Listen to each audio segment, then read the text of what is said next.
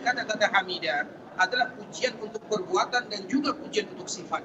Dari kalimat inilah nama Nabi SAW muncul, yang mana Nabi kita yang mulia SAW bernama Muhammad, yaitu orang yang dipuji. Sifat Nabi terpuji, kemudian perbuatan-perbuatan Nabi juga dipuji, sehingga malaikat-malaikat selalu berdoa kepada Allah agar meninggikan kedudukan baginda yang mulia SAW, sampai Nabi SAW mendapatkan sebuah predikat yang mulia, maqaman mahmuda, yaitu kedudukan yang betul-betul mendapatkan pujian dari Allah Subhanahu wa taala.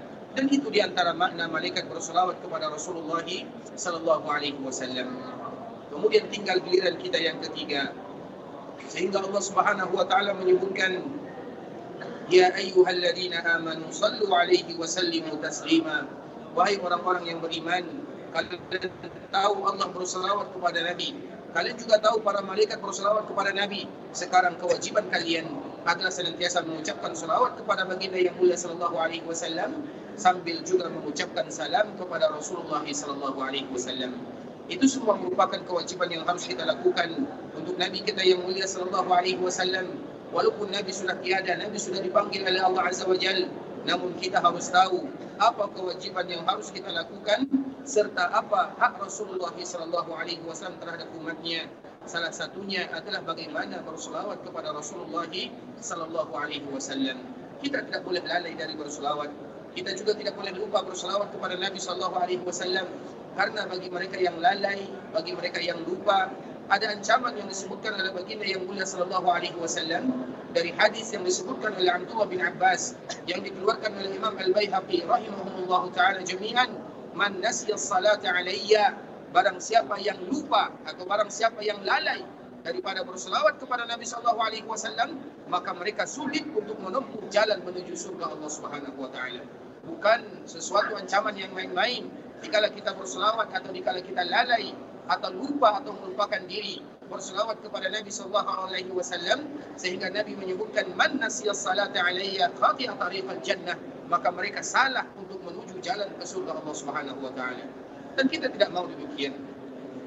Kita ingin senantiasa berselawat kepada Rasulullah sallallahu alaihi wasallam, karena tentunya dengan kita selalu berselawat kepada Rasul kita yang mulia sallallahu alaihi wasallam dengan arti kata mafhum mukhalafah dari hadis yang tadi telah kita bacakan, dengan itu pula lah kita bisa menuju surga Allah Subhanahu wa taala, yang mana itu merupakan cita-cita kita bersama dikala kita beribadah kepada Allah dan juga dikala kita berselawat kepada Rasul kita yang mulia sallallahu alaihi wasallam. Allahumma salli ala Muhammad wa ala ali Muhammad kama sallaita ala Ibrahim wa ala ali Ibrahim innaka Hamidum Majid. Allahumma barik ala Muhammad wa ala ali Muhammad kama barakta ala Ibrahim wa ala ali Ibrahim innaka Hamidum Majid. Ikhwatal Islam, saudara kaum muslimin, barakallahu rahimani wa rahimakumullah.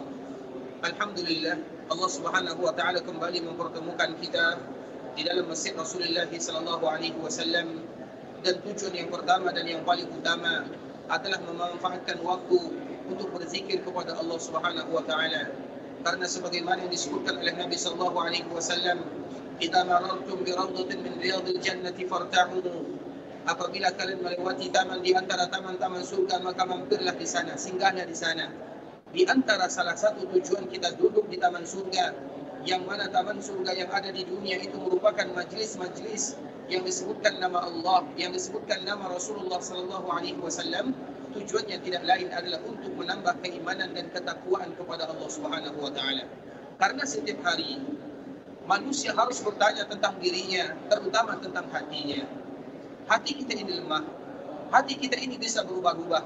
Kadang kita taat beribadah, kadang kita malas beribadah kepada Allah.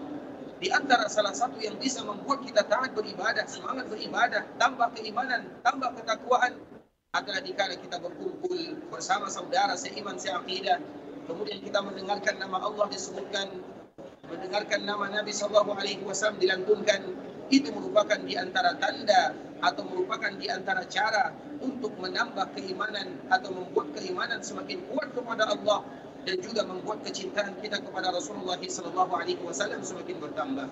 Sehingga para ulama mereka menyebutkan, kalau seandainya kalian ingin meningkatkan kualitas iman, Kalau seandainya kalian ingin memperbaiki hati yang ada di dalam dada, maka lakukanlah yang pertama dengan Al-Quran, yang kedua adalah dengan majalis zikir, yaitu perkumpulan yang di sana dibacakan ayat-ayat Al-Quran dan juga hadis-hadis Rasulullah SAW, dan yang ketiga adalah dengan salat malam.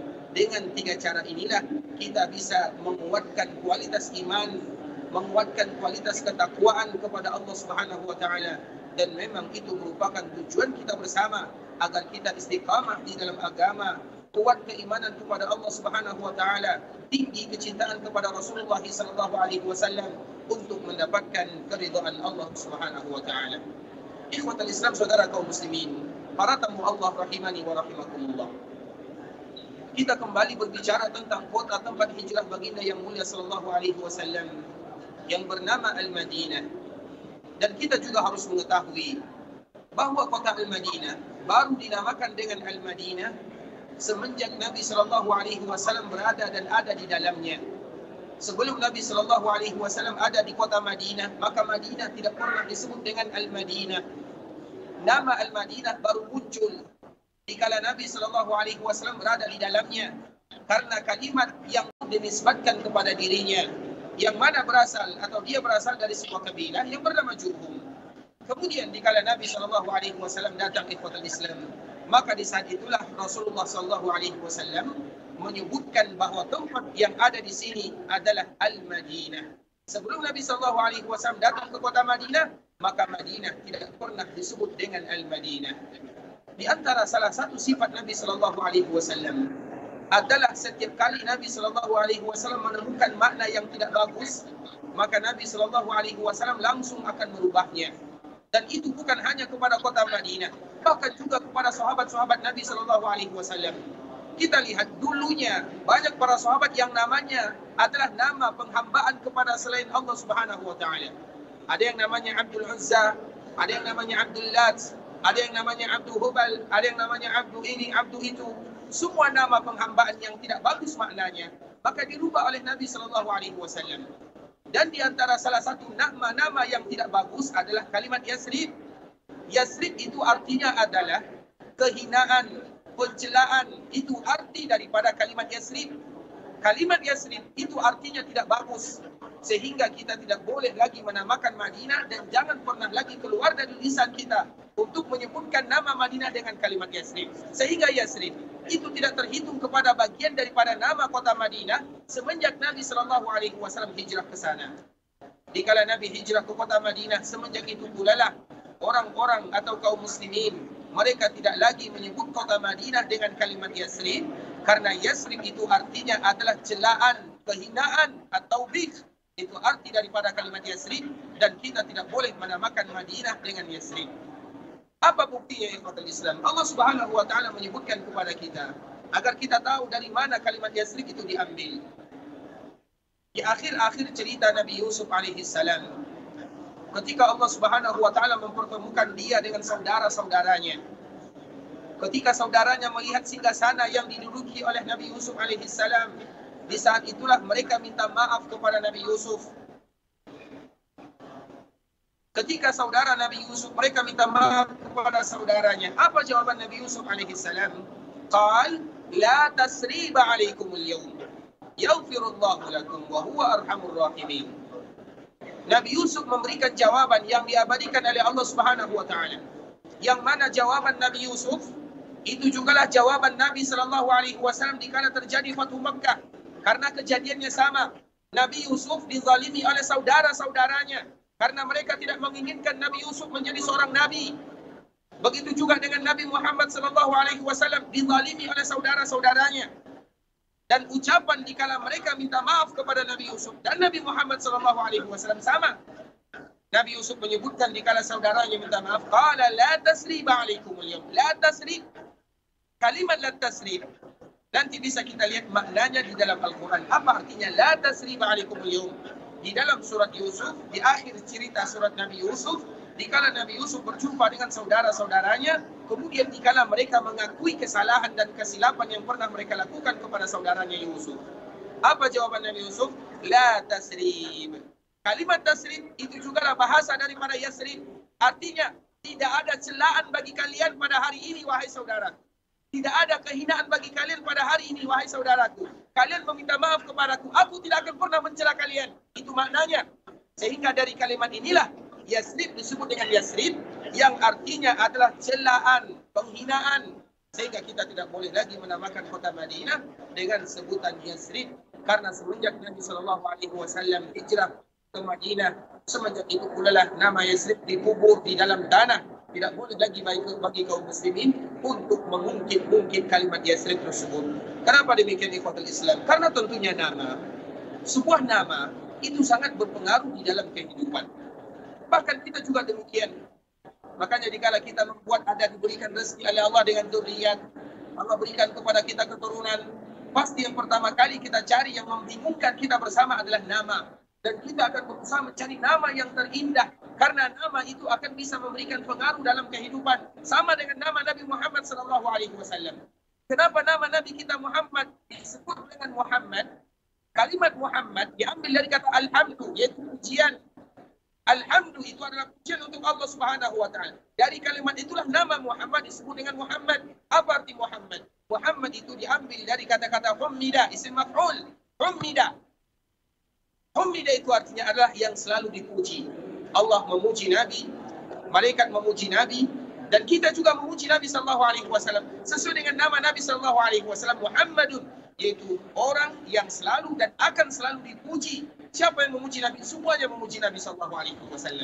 Jadi jangan pernah kita menganggap apalah arti sebuah nama. Nama itu sesuatu yang juga ada pengaruh dalam kehidupan, dan salah satunya adalah kota Yasrib yang artinya adalah celaan. Sehingga dikala Yasrib bernama Yasrib, maka ibunda kita Aisyah menyebutkan Auba'u ardillah. Yasrib itu artinya adalah, atau dikala Madinah bernama Yasrib, maka Yasrib itu artinya adalah, atau kotanya adalah kota yang paling banyak wabahnya. Auba itu diambil dari kata-kata wabah. Wabah itu artinya adalah sarang penyakit, wabah yang melanda. Tapi ibunda kita Aisyah bukan menyebut dengan kalimat wabah, disebut dengan auba. Maknanya penekanan, betul-betul kota Madinah adalah kota wabah sarang penyakit. Sehingga ketika para sahabat mereka datang ke kota Madinah, ibunda kita Aisyah menceritakan bagaimana ayahandanya Abu Bakar As-Siddiq, bagaimana sahabat Bilal bin Rabah, bagaimana juga sahabat-sahabat yang lainnya. Bahkan mereka hampir menginginkan kematian, wabah yang betul-betul berat yang mereka rasakan jika mereka berada di Yasrib. Dengan itulah Nabi SAW berdoa kepada Allah Subhanahu wa Ta'ala, yang mana dari doa Nabi ini diambil salah satu nama kota Madinah. Dan doa Nabi SAW, Allahumma habbib ilayna al-Madinah ka hubbina Makkah aw ashad. Ya Allah, tanamkan kecintaan kepada kami terhadap kota Madinah sebagaimana kami cinta terhadap kota Mekah, atau kecintaan kami terhadap kota Madinah melebihi kecintaan kami terhadap kota Mekah. Sehingga dari doa Nabi inilah maka Nabi SAW berdoa kepada Allah, ya Allah, tanamkan kecintaan kepada kami terhadap kota Madinah. Bagaimana mungkin sahabat-sahabat muhajirun yang mereka meninggalkan Mekah menuju Madinah, dikala mereka sampai di Madinah mereka dilanda oleh wabah. Sehingga Nabi SAW berdoa, ya Allah, tanamkan kecintaan. Dan di antara bentuk menanamkan kecintaan terhadap kota Madinah, Nabi SAW juga berdoa kepada Allah, ya Allah, pindahkan wabah-wabah yang ada di Madinah ke tempat yang lainnya yang disebut dengan Juhfah. Semenjak Nabi SAW berdoa itulah, maka di Madinah tidak ada lagi wabah yang melanda. Kemudian cinta demi cinta, benih-benih cinta tumbuh di dalam jiwa dan dada para sahabat baginda yang mulia, terkhusus kaum muhajirun yang mereka meninggalkan Mekah menuju Madinah. Mereka semakin cinta kepada kota Madinah dengan doa baginda yang mulia sallallahu alaihi wasallam. Nabi sallallahu alaihi wasallam menyebutkan, Allahumma habbib ilaina al-Madinah ka hubbina Makkah aw ashad. Ya Allah, tanamkan kecintaan kepada kami terhadap kota Madinah sebagaimana cintanya kami terhadap kota Mekah, aw ashad, atau cinta kami terhadap kota Madinah melebihi kecintaan kami terhadap kota Mekah. Dari hadis ini, maka di antara salah satu nama kota Madinah adalah Al-Habibah.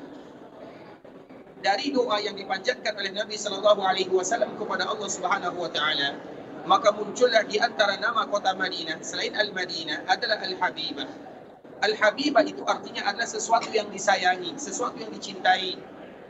Atau juga di dalam kalimat lain, nama Madinah juga bernama Al-Mahbubah, yaitu kota yang wajib bagi kita untuk mencintai kota tersebut.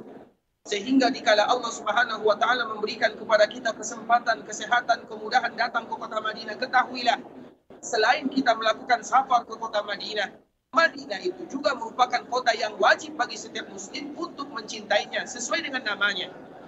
Apabila ada di dalam darah seorang muslim, mereka tidak cinta kepada kota Madinah, maka mereka tidak mendapatkan bagian daripada doa Rasulullah SAW. Dan kerugian demi kerugian yang akan didapatkan seorang hamba dikala doa Nabi tidak ada pada dirinya.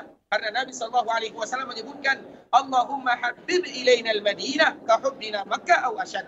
Ya Allah, tanamkan kecintaan kepada kami terhadap kota Madinah sebagaimana cintanya kami terhadap kota Mekah, atau cinta kami terhadap kota Madinah melebihi cinta kami terhadap kota Mekah.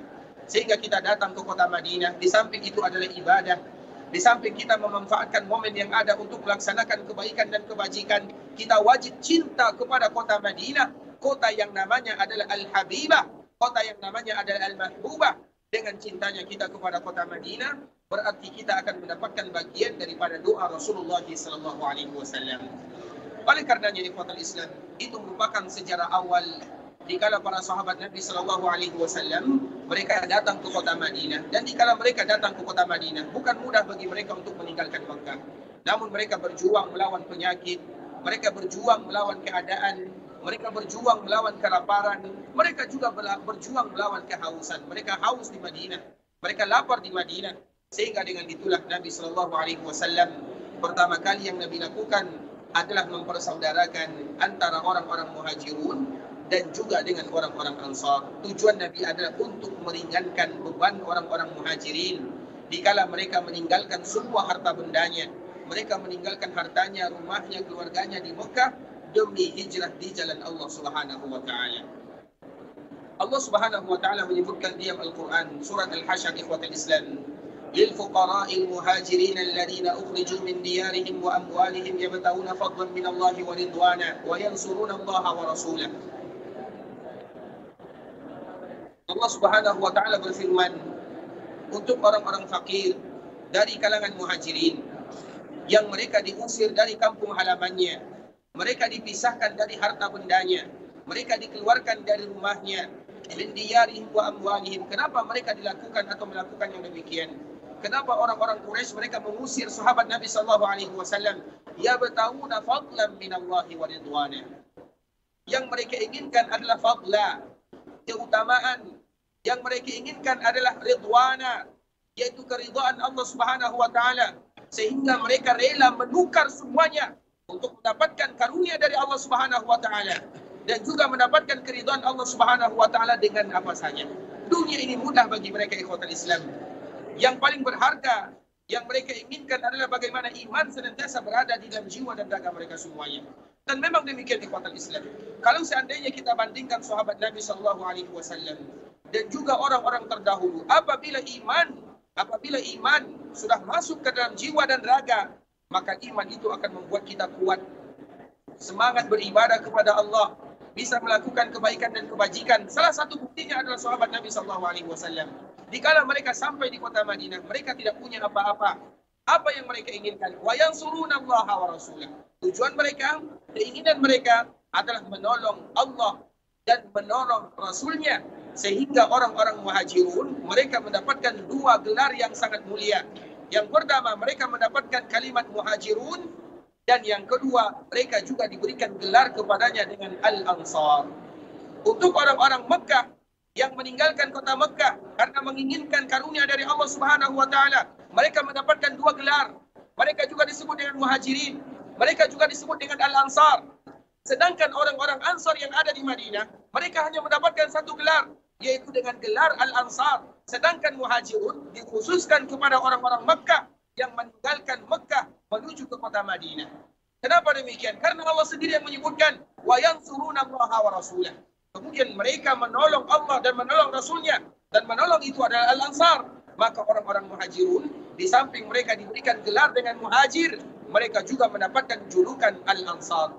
Kemudian bukan muhajir dengan Al-Ansar saja, ulaika humus shadiqun. mereka juga mendapatkan predikat yang ketiga, yaitu orang-orang yang betul-betul jujur kepada Allah dan jujur kepada Rasulullah SAW. 3 gelar inilah yang didapatkan oleh orang-orang muhajirun dikala mereka rela meninggalkan semuanya untuk hijrah di jalan Allah Subhanahu wa taala. Sehingga kita harus belajar dari mereka, ikhwatul Islam, belajar hijrah di jalan Allah Subhanahu wa taala. Hijrah itu adalah kalimat yang selalu kita dengarkan. Namun kita harus tahu apa arti daripada kalimat hijrah. Hijrah itu memiliki 2 makna. Makna yang pertama adalah makna khusus. Hijrah dari Mekah menuju Madinah, dan itu tidak akan ada lagi karena akhir daripada kalimat hijrah terjadi setelah adanya Fathu Mekah. Setelah terjadi Fathu Mekah, tidak ada lagi yang namanya hijrah secara makna khusus. Tinggal yang kedua, ikhwatul Islam, adalah hijrah yang sifatnya umum. Apa maknanya? Hijrah yang sifat umum ini akan senantiasa ada sampai hari kiamat, dan itu adalah tuntutan bagi kita bersama. Apakah kita betul-betul jujur imannya? Apakah kita betul-betul kuat keistiqamahannya di dalam agama, atau hanya dengan lisan dan mulut saja? Karena tidak ada seorang mukmin kecuali Allah Subhanahu wa taala akan memberikan ujian kepada mereka. Sehingga Allah Subhanahu wa taala menyebutkan di awal surat Al-Ankabut, apa kata Allah Subhanahu wa taala? Ahasiban nasu an yutraku an yaqulu amanna wa hum la yuftanun. Nanti kita bisa buka surat Al-Ankabut di ayat pertama, ayat kedua. Allah Subhanahu wa taala menyebutkan ahasiban nasu an yutraku. Apakah manusia mereka mengira dan menyangka dikala mereka mengucapkan kami beriman kepada Allah Subhanahu wa taala, kemudian mereka tidak akan diberikan ujian oleh Allah Subhanahu wa taala? Tidak mungkin demikian. Setiap mereka yang mengucapkan dirinya aku beriman kepada Allah, pasti Allah memberikan kepada mereka ujian. Apa tujuannya? Apa gunanya? Gunanya adalah untuk tamhis, liyumahhisallahu alladhina amanu, agar Allah Subhanahu wa taala bisa memilih mana di antara mereka yang jujur keimanannya, mana di antara mereka yang hanya sekedar keimanan dengan lisan. Itulah gunanya Allah Subhanahu wa taala memberikan kepada kita ujian. Ahasiban nasu an yutraku an yaqulu amanna wa hum la yuftanun. Apakah manusia mengira dikala mereka beriman kepada Allah Subhanahu wa taala, kemudian mereka ditinggalkan tanpa diberikan ujian? Fitnah itu tujuannya adalah untuk menyaring siapa di antara hamba yang betul-betul beriman, siapa di antara hamba yang imannya adalah sekedar dengan lisan tanpa dilakukan dengan amalan dan perbuatan. Oleh karenanya, ikhwatul Islam, kalimat hijrah ini sudah selesai dengan makna khusus, namun kalimat hijrah senantiasa akan ada sampai hari kiamat.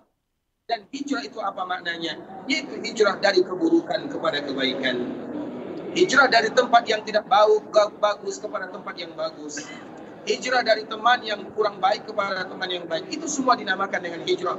Dan semua kita wajib hijrah karena Allah Subhanahu wa taala, wajib melakukan kebaikan, wajib hijrah, wajib bertaubat, memohon, meminta kepada Allah Subhanahu wa taala. Kalau seandainya kita betul-betul ingin tahu apa makna hijrah, maka lakukanlah yang demikian.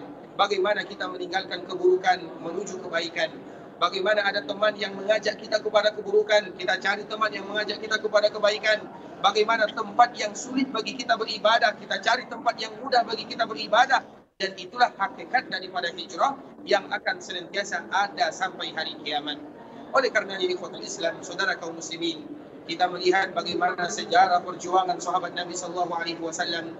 Dikala mereka hijrah, mereka betul-betul melakukan dan mengorbankan semuanya untuk hijrah di jalan Allah Subhanahu wa taala. Sering kita sebutkan contoh, ikhwatul Islam. Ada salah seorang sahabat atau 2 orang sahabat yang cerita mereka hampir sama. Yang pertama bernama Suhaib Ar-Rumi, dan yang kedua bernama Abdurrahman bin Auf radhiyallahu ta'ala anhu. Kisah 2 orang sahabat ini adalah kisah yang hampir sama dikala mereka hijrah dari Mekah menuju Madinah. Kenapa kisah mereka sama? Suhaib Ar-Rumi bukan berasal dari Mekah, namun dia tinggal di Mekah. Kemudian dia beriman kepada baginda yang mulia. Kemudian dia bekerja di sana. Allah Subhanahu wa taala berikan kepadanya kehidupan yang layak. Banyak hartanya, banyak keluarganya, banyak rumahnya, banyak tanahnya. Itu Suhaib Ar-Rumi. Begitu juga dengan sahabat Abdurrahman bin Auf radhiyallahu ta'ala anhu, sahabat yang salah satu dijamin masuk surga, dan semua sahabat dijamin masuk surga. Kemudian dikala mereka hijrah dari Mekah menuju Madinah, maka orang-orang Mekah tidak membiarkan mereka hijrah kecuali dengan syarat. Apa syaratnya?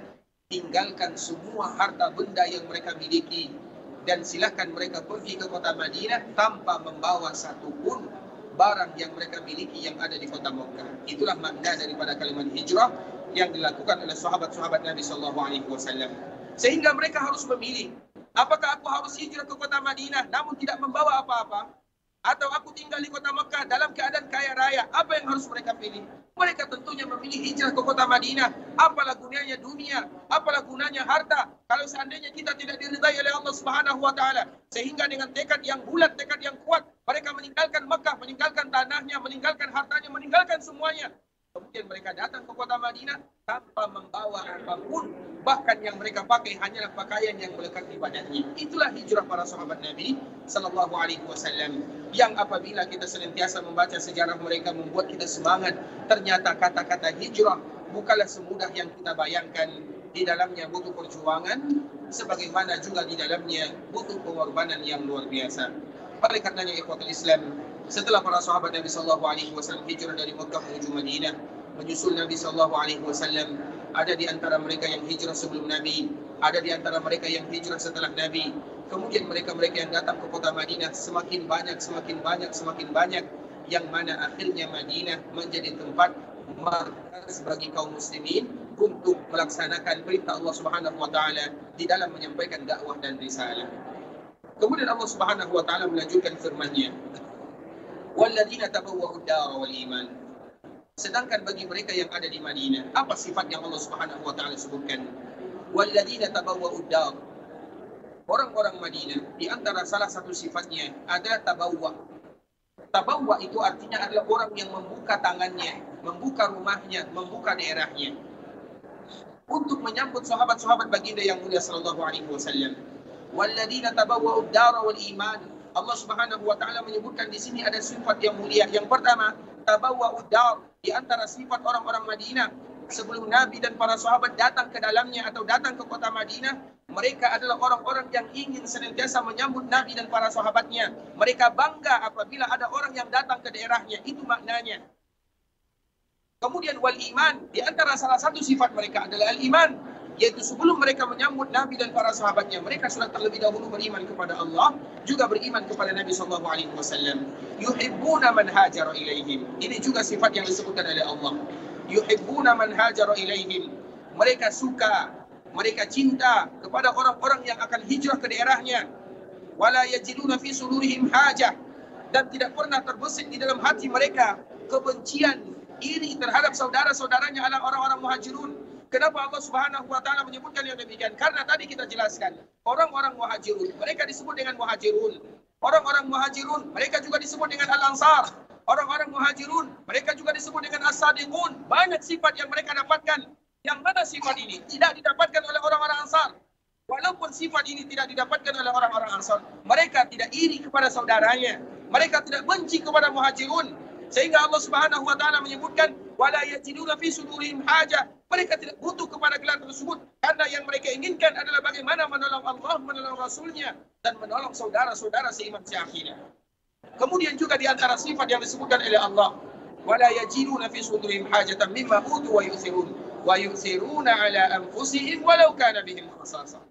Dan juga di antara cinta atau bukti kecintaan mereka atau sifat yang Allah Subhanahu wa taala sebutkan, wa yu'thiruna ala anfusihim. Di antara sifat orang-orang Ansar adalah sifat yang disebutkan dengan kalimat al-isar. Al-isar itu artinya adalah rela berkorban untuk saudaranya, bahkan melebihi dirinya sendiri. Itu namanya isar. Rela berkorban, mau membantu saudaranya. Sehingga ikhwatul Islam, saudara, kita sebut saudara, di dalam bahasa Arab adalah sadiq. Makanya kalau kita di luar, kalau kita ada misalnya di hotel, atau kita berada di luar, apabila ada teman-teman yang mereka bekerja di sini, kita akan panggil mereka dengan sadiq. Dan mereka juga memanggil kita dengan kalimat sadiq. Sadiq itu artinya adalah saudara. Nah, sadiq itu artinya saudara. Kenapa disebut dengan sadiq? Sadiq itu artinya diambil dari kata-kata sadaqah. Sadaqah itu artinya apa? Yaitu jujur. Karena tidak mungkin seorang saudara apabila tidak jujur kepada saudaranya kecuali akan mengantarkan malapetaka. Mereka yang betul-betul cinta karena Allah Subhanahu wa taala itulah yang akan melahirkan sifat siddiq atau sifat sadiq. Itulah sadiq, kalimat sadiq. Oleh karenanya ikhwatul Islam, itulah di antara salah satu sifat yang dimiliki oleh orang-orang Madinah. Wa yu'thiruna ala anfusihim walau kana bihim khasasah. Di antara salah satu sifat mereka adalah al-izar. Izar itu artinya mendahulukan saudaranya dibandingkan dengan dirinya, walaupun mereka sangat butuh kepada yang demikian. Jangan kita menganggap ikhwatul Islam, dikala orang-orang muhajirun mereka datang ke kota Madinah dalam keadaan fakir, jangan kita anggap orang-orang Madinah mereka kaya raya. Tidak. Mereka juga fakir. Banyak juga di antara mereka yang susah makan, susah minum. Jadi mereka sama-sama berada di dalam kesusahan. Namun di antara sifat orang-orang Al-Ansar adalah al-ithar wa yusiruna ala anfusihim walau kana bihim khasasah. Kadang ada sesuatu yang itu merupakan kekhususan diri mereka. Rumah itu kekhususan mereka. Tanah itu kekhususan mereka. Namun sesuatu yang menjadi kekhususan mereka, mereka mau berbagi untuk saudaranya yang berasal dari kalangan muhajirin. Itulah maknanya disebut dengan al-ithar.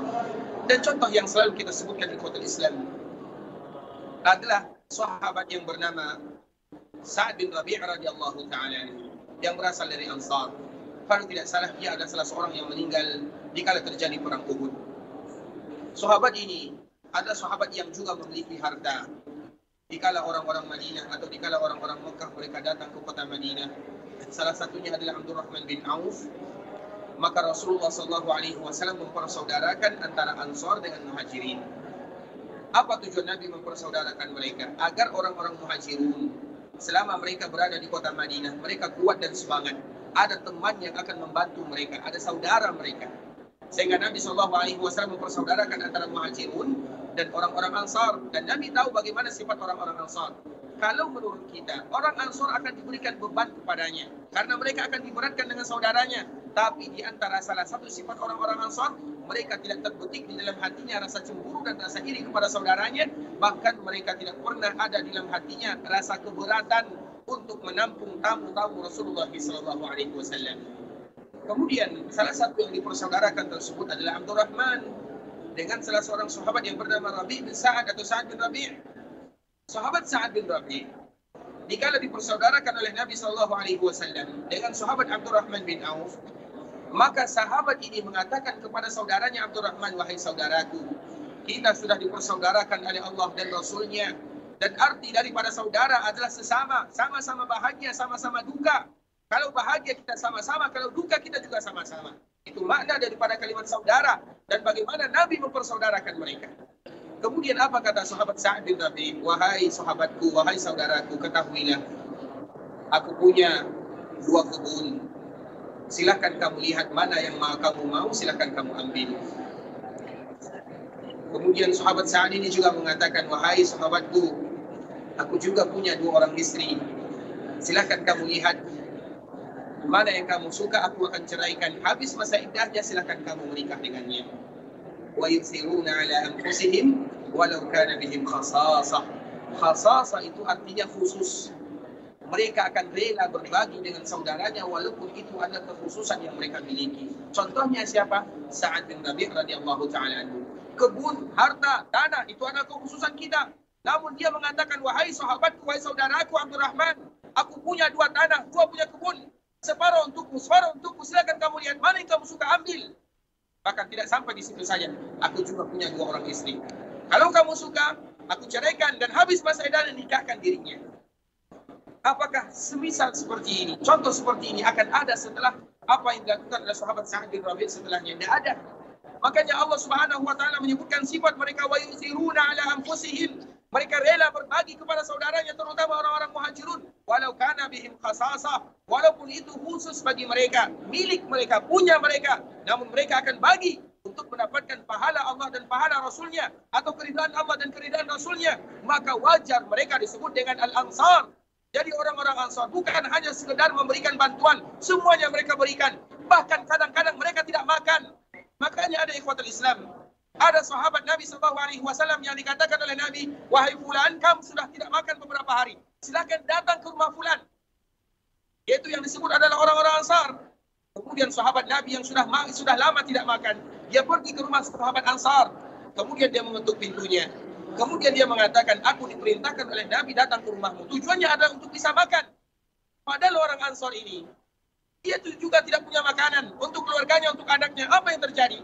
makanan yang tadinya untuk anaknya, untuk keluarganya, diberikan kepada tamu Rasulullah SAW. Kemudian dikala sahabat Muhajirun itu selesai makan, kemudian dia pulang, apa yang tersisa? Sisa-sisa makanan itulah yang mereka makan. Begitulah orang-orang Ansar. Mereka mendapatkan titel Al-Ansar bukan mudah, ikhwatul Islam. Bagaimana sahabat Sa'ad? Ini hartaku, ambil sebahagiannya. Ini juga istriku, silakan kamu pilih. Siapa di antara kita yang bisa mengatakan dan melakukan yang demikian? Al-Ansar disebut dengan Ansar, wa yuthiruna ala anfusihim walau kana bihim khasasah. Sifat yang sangat mulia.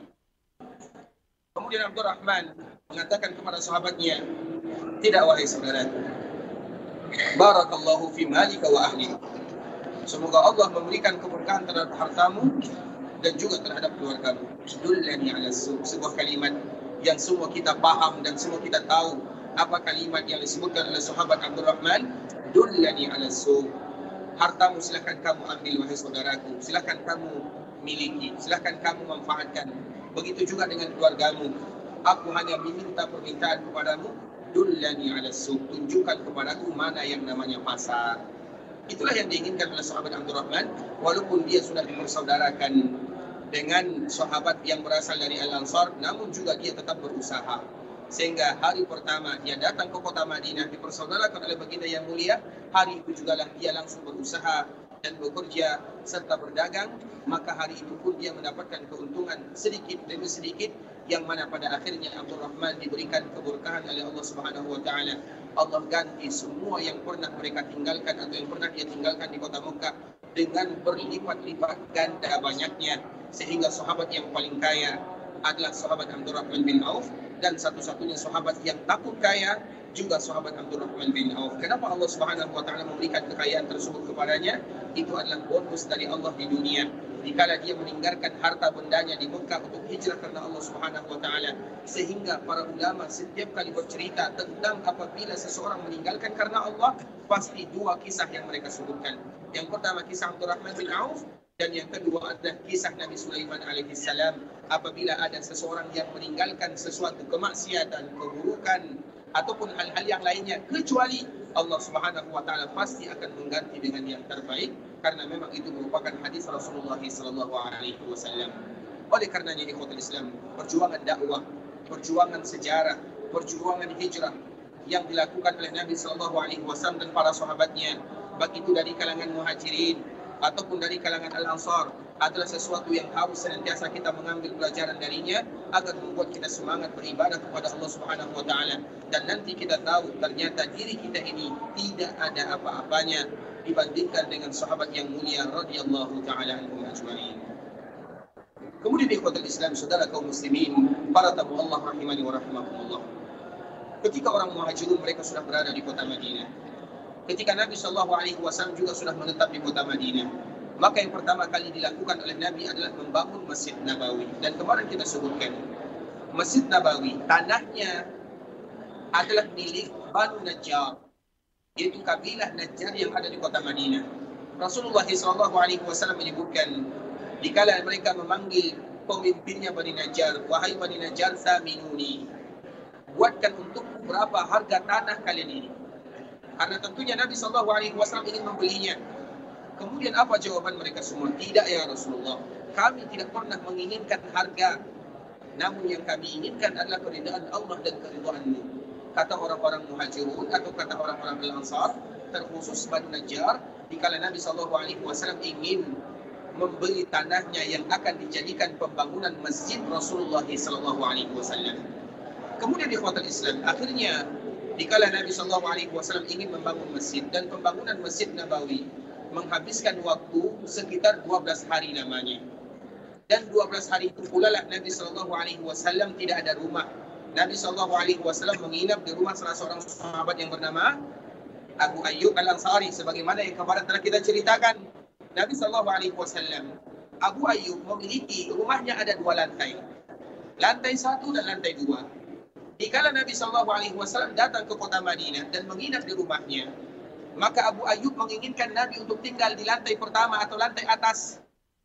Apa kata Nabi SAW? Wahai Abu Ayyub, Kamu tahu kalau seandainya aku tinggal di lantai atas, sulit bagi saudara-saudara yang lainnya untuk berkunjung ke rumahku atau bertemu dengan diriku. Karena Nabi dikala berada di kota Madinah, banyak orang yang akan datang bertemu dengan Nabi SAW. Kalau Nabi berada di lantai atas, tentunya sulit bagi mereka untuk naik ke atas. Maka akhirnya Nabi SAW berada di lantai bawah. Kemudian ikhwatul Islam, rumah orang terdahulu tidak sama dengan rumah kita sekarang, dan ini juga merupakan bentuk kecintaan sahabat Nabi kepada Nabi SAW. Rumah orang terdahulu, lantainya tidak sama dengan lantai kita. Lantainya jangan kita anggap berasal terbuat dari sesuatu yang kuat, tidak. Dikala Nabi SAW berada di lantai bawah, Abu Ayyub dan keluarganya berada di lantai atas, semalaman mereka tidak bisa tidur, bukan 1 hari, bukan 2 hari. Selama Nabi berada di bawah, selama itu pula mereka tidak bisa tidur. Kenapa? Mereka mengatakan, bagaimana mungkin kita tidur di atas Nabi SAW? Mungkinkah kita tidur dan Nabi berada di bawah kita? Belum lagi alat-alat yang ada di dalamnya, belum lagi air yang tumpah, sehingga semalaman mereka tidak bisa tidur. 1 hari, 2 hari, 3 hari mereka tidak bisa tidur. Akhirnya mereka datang kepada Nabi, ya Rasulullah, tidak mungkin kami tidur di atas sedangkan kamu berada di bawah. Belum lagi air yang tumpah, yang jatuh ke bawah, belum lagi ini, belum lagi itu. Akhirnya dikala Nabi mendengarkan pemaparan dari sahabat Abu Ayyub Al-Ansari, maka baru setelahnya Nabi SAW tinggal di lantai 2. Sehingga dikala Nabi SAW tinggal di sana, baru sahabat Abu Ayyub dan keluarganya bisa tidur di malam harinya. Begitulah mereka ikhwatul Islam untuk memuliakan Nabi SAW. Kemudian dimulailah pembangunan Masjid Nabawi. Pembangunan pertama yang dilakukan di kota Madinah adalah pembangunan Masjid Nabawi. Ketika Nabi SAW telah menentukan tempatnya di mana, yaitu tanah milik 2 orang anak yatim yang bernama Suhail dan Sahal. Kemudian tanah tersebut adalah tempat perkuburan kaum musyrikun. Tanah tersebut ada tempat pohon korma yang sudah tidak lagi ada manfaatnya. Tempat tanah tersebut adalah rumah-rumah yang sudah hampir roboh. Apa yang diperintahkan oleh Nabi SAW, sebagaimana yang diceritakan oleh Anas bin Malik radhiyallahu taala anhu, Nabi memerintahkan kepada kaum muslimin untuk menggali perkuburan yang ada di dalamnya. Semua perkuburan digali, dipindahkan.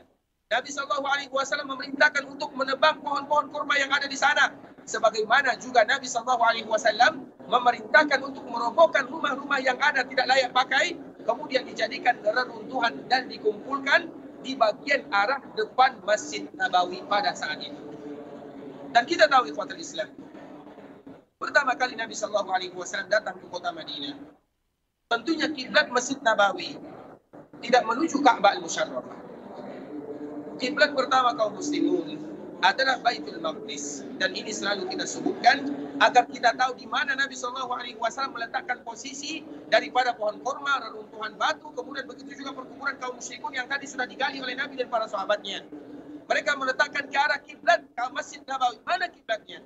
Kiblat pertama kaum muslimin adalah ke arah Baitul Maqdis, yaitu arah belakang kita atau depan kita ini. Itu kiblat pertama kaum muslimin. Dikala Nabi berada di kota Madinah, dikala sahabat ada di kota Madinah, kiblat pertama kaum muslimin adalah Baitul Maqdis. Kewajiban salat diwajibkan oleh Allah dikala Nabi sudah berada di Makkah Al-Mukarramah. Dan kewajiban salat itu adalah kewajiban yang semua para nabi dan para rasul sama. Karena ada syariat-syariat para nabi dan para rasul itu sama.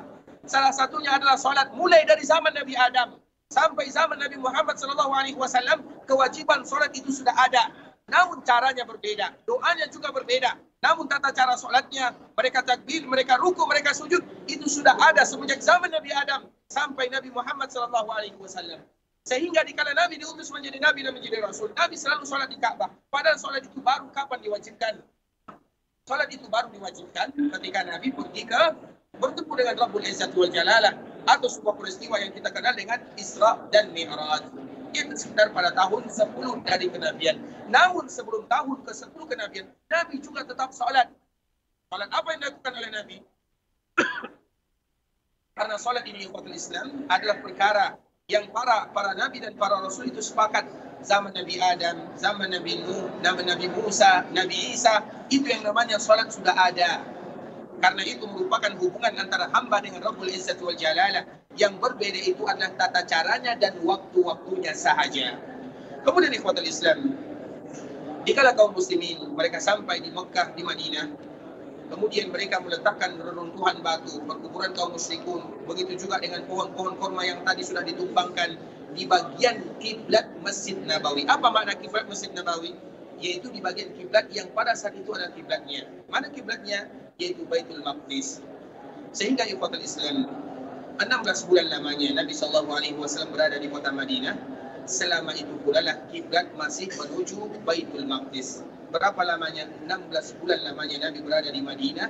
Kiblat itu menuju Baitul Maqdis. Yang mana pada akhirnya Allah Subhanahu wa taala menurunkan sebuah ayat yang luar biasa yang Allah sebutkan di dalam surah Al-Baqarah awal-awal juz 2. Apa kata Allah Subhanahu wa taala? Qad nara taqalluba wajhika fis sama' falanuwalliyannaka qiblatan tardaha. Wahai Muhammad, kami senantiasa memperhatikan wajahmu menghadap ke arah langit, karena memang Nabi SAW selalu meminta dengan tangannya, meminta dengan lisannya, dan juga meminta dengan hatinya, serta meminta dengan anggota badannya. Karena berdoa itu ada dua, ada berdoa dengan bahasa lisan, ada berdoa dengan bahasa badan. Itu semua disebut dengan doa. Dan Nabi SAW berdoa kepada Allah dengan kedua-duanya. Dengan bahasa lisan, Nabi berdoa. Dengan bahasa badan, wajah Nabi setiap hari menghadap ke arah Allah Subhanahu wa taala, yaitu ke langit. Qad nara taqalluba wajhika fis sama'. Kemudian Allah turunkan, falanuwalliyannaka qiblatan tardaha. Sekarang, yaitu setelah 16 bulan lamanya Nabi berada di kota Madinah, palingkan wajahmu ke tempat yang kau ridhai. Dan Nabi ridha menjadikan kiblat itu adalah Ka'bah al-Musharrafah, sehingga kiblat Ka'bah al-Musharrafah merupakan kiblat kedua kaum muslimun. Kemudian ikhwatul Islam, jika Nabi SAW membangun Masjid Nabawi, maka kemarin telah kita jelaskan sedikit, tiangnya terbuat dari pelepah daun korma atau terbuat dari pohon korma. Dan Masjid Nabawi itu tidak beratap kecuali bagian belakang dan bagian depan. Bagian belakang adalah untuk ashabus suffah, bagian depan adalah untuk menjadi imam. Hanya itulah yang dijadikan untuk penutup Masjid Nabawi. Kemudian dikala Rasulullah SAW membangun Masjid Nabawi 12 hari lamanya, maka di sanalah syiar-syiar Allah Subhanahu wa taala mulai diadakan. Di sanalah Nabi SAW menghabiskan waktunya bersama para sahabat.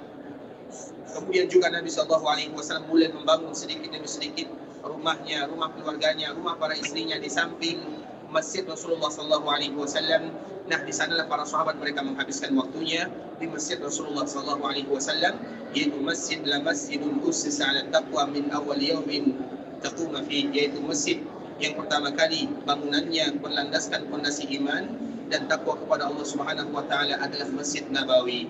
Kemudian Masjid Nabawi itu ikhwatul Islam, panjang daripada pembangunan Masjid Nabawi yang dilakukan oleh Nabi SAW itu kurang lebih sekitar 70 hasta. Itu adalah panjangnya Masjid Nabawi. Masjid yang dibangun oleh Nabi SAW panjangnya sekitar 70 hasta. Hasta itu kalau kita bawa kepada ukuran kita sekarang, yaitu panjang Masjid Nabawi itu sekitar 35 meter. Itu adalah panjangnya Masjid Rasulullah SAW. Kemudian lebarnya, sebagaimana disebutkan oleh para ulama, walaupun di sini terjadi perbedaan, dan perbedaan para ulama tentunya wajar, karena ini adalah bagian daripada sejarah. Orang-orang terdahulu mereka juga tidak terlalu mengukur berapa panjang Masjid Rasulullah SAW. Namun dikira-kira, kira-kira lebar daripada Masjid Rasulullah SAW yaitu berkisar 60 hasta, yaitu 30 meter. Berarti Masjid Rasulullah SAW adalah 35 dikali 30. Itulah luas daripada Masjid Rasulullah SAW. Dan di sanalah Rasulullah SAW menghabiskan waktunya bersama para sahabat untuk beribadah kepada Allah Subhanahu wa taala. Kemudian di ikhwatul Islam, di dalam Masjid Rasulullah SAW terdapat sebuah keagungan yang luar biasa yang kita kenal dengan yang namanya Raudhah, yang mana semua kita pasti bercita-cita untuk bisa beribadah di sana. Antara Masjid Rasulullah SAW dengan Raudhah adalah dua hal yang berbeda. Kita ulang lagi ikhwatul Islam. Antara Masjid Rasulullah SAW dengan Raudhah adalah dua hal yang berbeda. Mengapa kita katakan berbeda? Karena ukuran Masjid Rasulullah SAW tentunya tidak sama dengan ukuran Raudhah Asy-Syarifah. Raudhah disebutkan oleh Nabi SAW di dalam hadisnya, di antara rumahku dan mimbarku adalah taman di antara taman-taman surga. Di antara rumahku dan mimbarku adalah taman di antara taman-taman surga. Nabi SAW memberikan batasan untuk Raudhah antara rumah Nabi dengan mimbar Nabi sallallahu alaihi wasallam. Padahal mudah bagi Nabi sallallahu alaihi wasallam mengatakan, Raudhah itu, semua masjid yang aku bangun adalah bagian daripada Raudhah. Namun Nabi sallallahu alaihi wasallam tidak menyebutkan yang demikian. Berarti maknanya antara Masjid Nabawi dengan Raudhah ada dua hal yang berbeda, tidak sama. Bahkan ukurannya juga tidak sama. Mana Raudhah, mana Masjid Nabawi. Sehingga apa gunanya kita ingin menentukan berapa panjang Masjid Nabawi, berapa lebar Masjid Nabawi. Karena dari itu nanti kita akan tahu mana Raudhah yang disebutkan oleh Nabi sallallahu alaihi wasallam. Nabi sallallahu alaihi wasallam menyebutkan di dalam hadisnya, "Ma baina baiti wa mimbari raudhatun min riyadil jannah." Antara rumahku, kata Nabi sallallahu alaihi wasallam, dan mimbarku. Kita tahu Nabi sallallahu alaihi wasallam ada mimbar. Apakah mimbar Nabi sallallahu alaihi wasallam mungkin atau mungkinkah mimbar Nabi sallallahu alaihi wasallam posisinya di ujung Masjid Nabawi sana? Mimbar, kita tahu mimbar. Mimbar itu apa gunanya? Mimbar itu artinya di dalam bahasa kita adalah sesuatu yang tinggi. Itu arti mimbar. Jadi mimbar itu artinya sesuatu yang tinggi. Disebut dengan mimbar. Dan di awal Nabi SAW datang ke kota Madinah, Nabi tidak ada mimbarnya. Baru setelahnya ada tawaran. Di dalam riwayat yang lain, Nabi yang meminta. Nabi yang meminta dibuatkan dirinya untuk dirinya mimbar, atau ada tawaran, ada orang yang menawarkan mimbar untuk Nabi SAW. Terlepas daripada itu semua, Nabi memberikan batasan untuk Raudhah yang ada di dalam Masjid Nabawi antara rumah dengan mimbar sahaja, bukan semua masjid dan bukan semua bagian daripada Masjid Nabawi tersebut. Sehingga kita selalu menyebutkan, Nabi menyebutkan atau kita menyebutkan antara Masjid Nabawi dengan Raudhah itu dua hal yang berbeda. Masjid Nabawi ukurannya 35 kali 30. Tentunya Raudhah yang kita sebut dengan Raudhah tidak sama. Ukuran Raudhah itu berbeda karena Nabi memberikan perbedaan. Perbedaannya adalah antara rumah Nabi dengan mimbar Nabi. Tentunya mimbar Nabi tidak mungkin ada di ujung Masjid Nabawi. Berarti sesuatu yang ada di sana, karena Nabi menyebutkan ma baina baiti wa mimbari raudhatun min riyadil jannah. Di antara rumahku dan mimbarku. Nabi menyebutkan baina. Baina itu di dalam bahasa kita di antara. Berarti di antara, tidak masuk ke dalamnya rumah Nabi sallallahu alaihi wasallam, karena memang rumah Nabi bukan bagian daripada Masjid Nabawi. Kita harus ingat ikhwatul Islam, Nabi menyebutkan ma baina baiti, di antara rumahku. Berarti di antaranya tidak masuk, rumah Nabi tidak masuk. Wa mimbari, mimbar Nabi juga tidak masuk. Namun di antara mimbar dan rumah Nabi, yang disebut dengan Raudhah. Apakah mungkin Raudhah tersebut ada di ujung Masjid Nabawi? Mimbar yang dijadikan oleh Nabi sallallahu alaihi wasallam untuk berceramah, untuk berkhutbah, memberikan tazkirah dan mau'izah, tidak mungkin ada di ujung Masjid Nabawi. Maknanya, tidak semua masjid yang dibangun oleh Nabi sallallahu alaihi wasallam itu adalah bagian daripada Raudhah. Insyaallah bisa dipahami ya. Tidak mungkin semua yang dibangun oleh Nabi sallallahu alaihi wasallam itu adalah bagian daripada Raudhah. Kalau seandainya itu yang dibangun oleh Nabi sallallahu alaihi wasallam yang tadi panjangnya 35, lebarnya 30 adalah bagian daripada Raudhah, apa gunanya Nabi sallallahu alaihi wasallam memberikan batasan? Ma baina baiti wa mimbari, di antara rumahku dan mimbarku. Tak usah Nabi sallallahu alaihi wasallam memberikan batasan. Semua masjid yang aku bangun adalah bagian daripada Raudhah. Namun bukan itu yang disebutkan oleh Nabi sallallahu alaihi wasallam. Begitu juga Nabi sallallahu alaihi wasallam juga melakukan perluasan. Yang pertama kali melakukan perluasan untuk Masjid Nabawi adalah Nabi itu sendiri. Nabi sallallahu alaihi wasallam melakukan perluasan untuk Masjid Nabawi dikala Nabi pulang dari sebuah peperangan yang bernama Khaybar.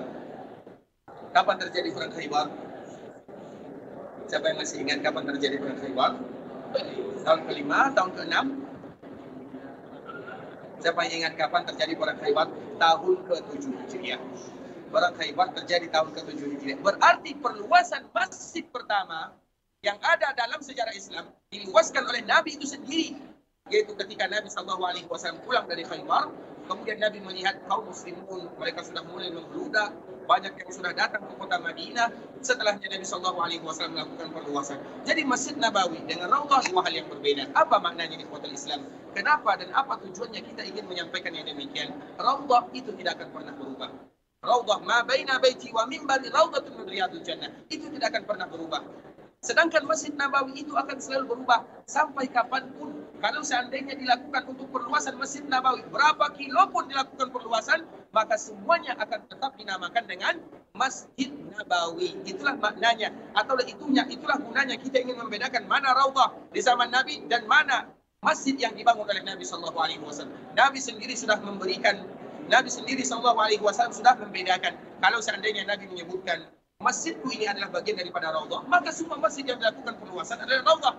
Tapi Nabi SAW memberikan batasan, sehingga dengan batasan yang disebutkan oleh Nabi SAW memberikan kesempatan bagi mereka yang datang setelah Nabi, para sahabat, tabi'in, atba'ut tabi'in, para pemimpin-pemimpin setelahnya sampai hari kiamat, apabila mereka ingin memperluas bangunan Masjid Nabawi, maka dipersilahkan. Seluas apapun dilakukan perluasan untuk Masjid Nabawi, maka semuanya tetap disebut dengan Masjid Nabawi. Sedangkan untuk Raudhah, tetaplah Raudhah yang disebutkan batasan oleh Nabi SAW, ma baina baiti wa minbari raudhatun min riyadil jannah. Dan insyaallah esok akan kita bahas tentang masalah Raudhah, bagaimana kemuliaannya, apa keutamaan-keutamaan yang ada di dalamnya, kenapa disebut dengan Raudhah. Pembahasan yang semoga Allah Subhanahu wa taala memberikan kemudahan kepada kita untuk kembali bersua dan berjumpa untuk membahas ayat-ayat Al-Quran dan juga hadis-hadis Rasulullah SAW.